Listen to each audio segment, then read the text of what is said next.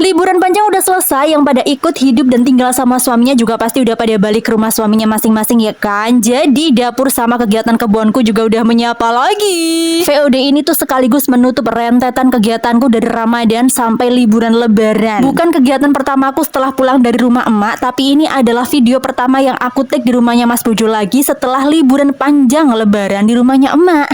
Rencanaku untuk take video ini aku mau bangun pukul 3 pagi karena banyak sekali kegiatannya. Salah satunya tuh ngebersihin kebun yang udah kayak kebun rumput. Tapi nyatanya aku bangun setelahnya subuh pemirsa raya. Ya udah nggak apa-apa, yang penting masih gelap ya kan tadi.